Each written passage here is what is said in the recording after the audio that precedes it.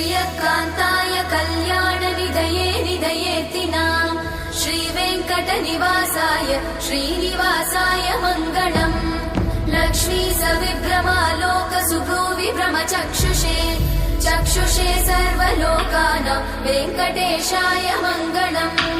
श्रीवेङ्कटाद्रिशृङ्गाग्रमङ्गलाभरणाङ्गये